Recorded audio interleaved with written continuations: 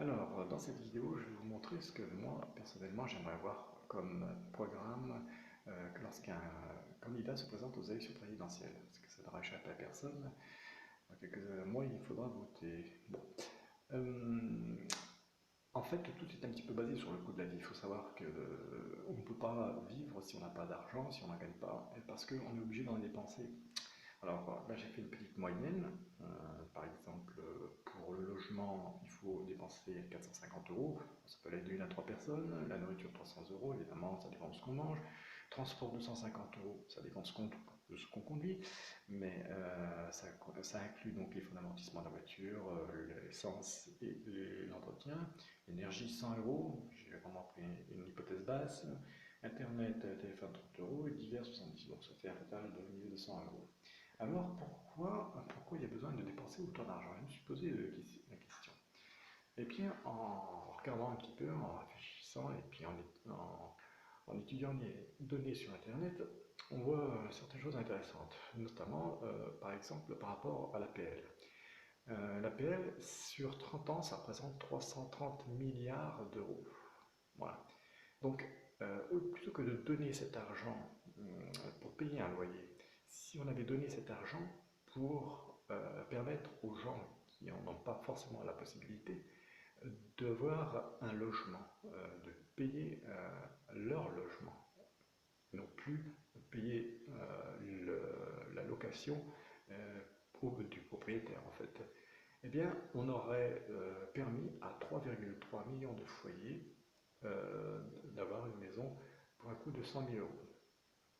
Bon, ça c'est une chose, donc, mais continuons à dépenser bêtement de l'argent et à le donner aux propriétaires pour qu'ils gagnent encore plus d'argent, pendant que les autres personnes resteront en location toute leur vie. Alors, ça c'est pour le logement. Maintenant, pour la nourriture. C'est un peu embêtant la nourriture, mais il y a des solutions pour que chacun puisse en partie subvenir à ses besoins. Aujourd'hui, on sait faire des cultures hydroponiques qui permettent d'avoir des bons rendements. En plus, chacun pourrait avoir chez soi sa petite culture pour faire pousser des salades, des légumes, de tout ce qu'on voudrait. Bon, forcément pas dans les quantités astronomiques, mais suffisantes pour réduire en une partie les besoins nécessaires. Alors, pour le transport, évidemment, il y a la voiture électrique, mais ce n'est pas seulement la seule solution. Il y en a d'autres. Et là aussi, pourquoi est-ce que en fait, l'État ne nous payerait pas nos voitures électriques? Regardez, on donne chaque année 50 milliards aux fournisseurs de pétrole. Ça correspond à quoi ça? Ça correspond à 5 milliers de foyers à qui on donnerait 10 000 euros par an. C'est-à-dire 5 millions de foyers pourrait se faire payer par l'État chaque année une voiture à 10 000 euros. Mais on préfère continuer de donner de l'argent aux fournisseurs de pétrole. Voilà. Alors, concernant l'énergie maintenant, eh bien, là aussi, pareil,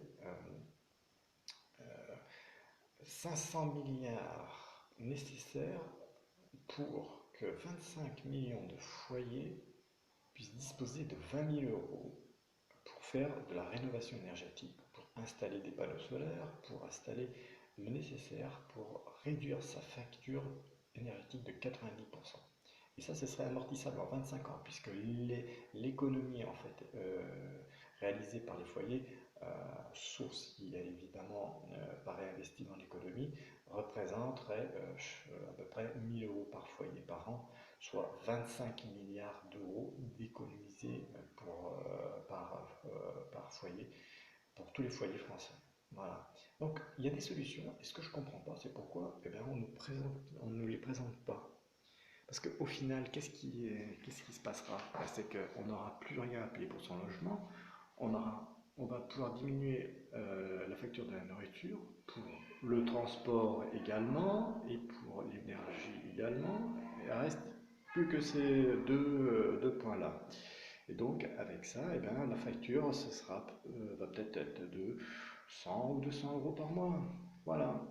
Donc, merci. Votez pour moi ou un petit like, ça me suffira dans un premier temps.